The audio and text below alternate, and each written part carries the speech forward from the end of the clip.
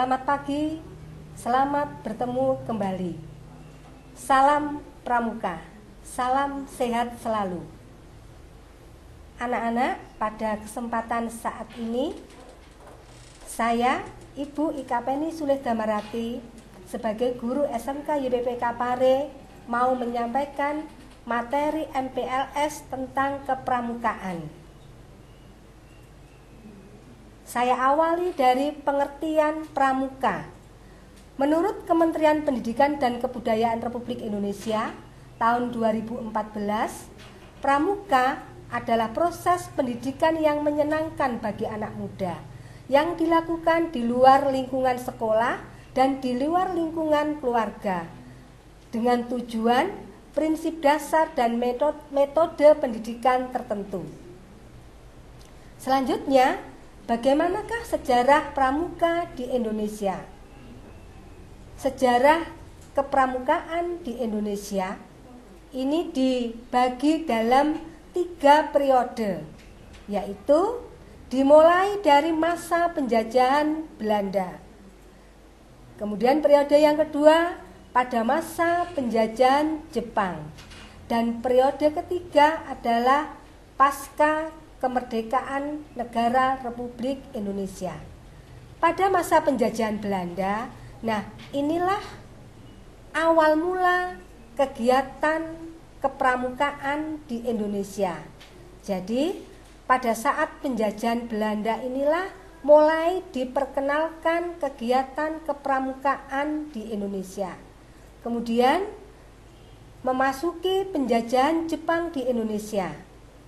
Pada saat Jepang menjajah Indonesia, kegiatan kepramukaan ini dilarang oleh pemerintahan penjajahan Jepang.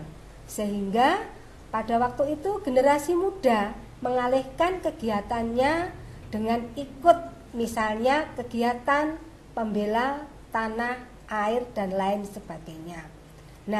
Baru pada periode yang ketiga, pada pasca kemerdekaan.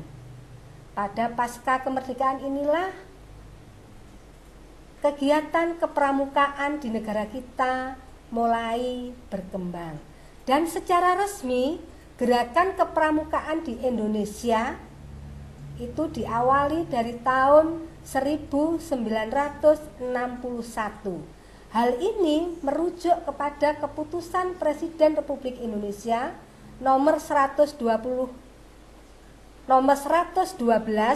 tahun 1961 yang dikeluarkan pada tanggal 3 April 1961. Keputusan Presiden ini isinya tentang panitia pembantu pelaksana pembentukan gerakan pramuka. Kemudian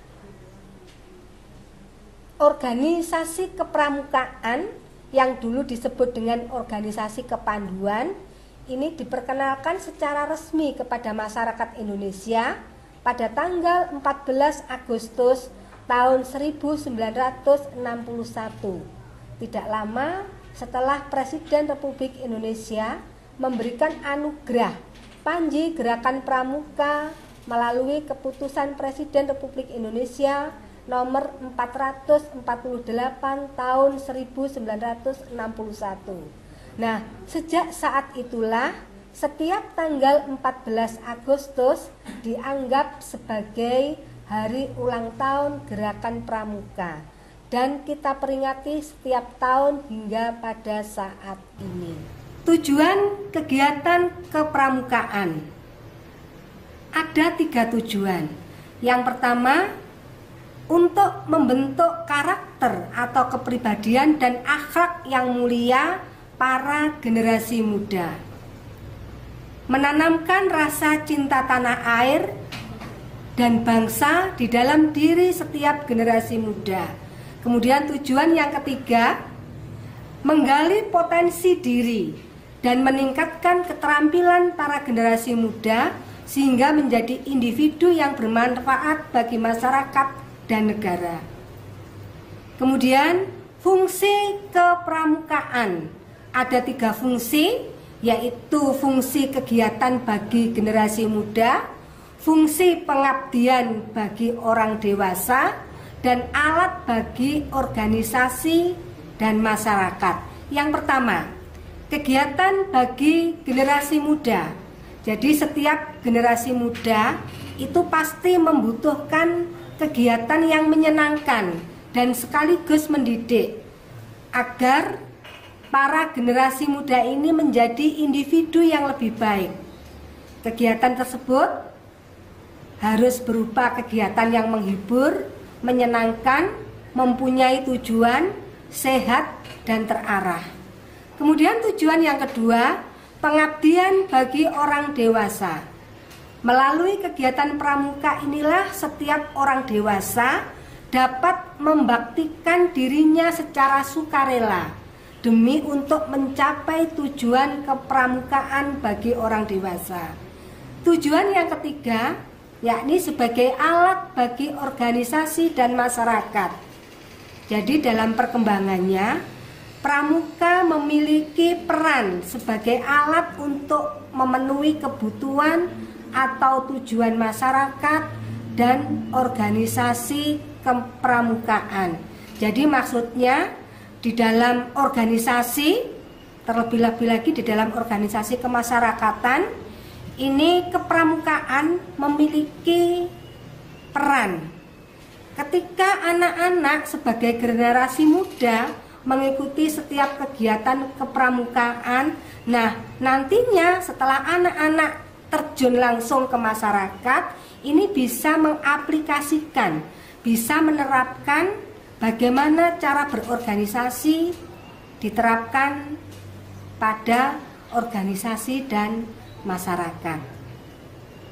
Selanjutnya, prinsip dasar kepramukaan. Ada 4 prinsip di dalam kepramukaan. Yang pertama, prinsip keimanan dan takwa terhadap Tuhan Yang Maha Esa. Prinsip yang kedua, rasa peduli akan tanah air dan bangsa, peduli kepada sesama manusia, dan peduli terhadap alam sekitarnya. Kemudian prinsip dasar yang ketiga, memiliki rasa kepedulian dan tanggung jawab terhadap diri sendiri. Dan yang terakhir, yang keempat, patuh dan taat pada kode kehormatan pramuka. Nah, sekilas tentang kegiatan kepramukaan yang saya sampaikan hari ini.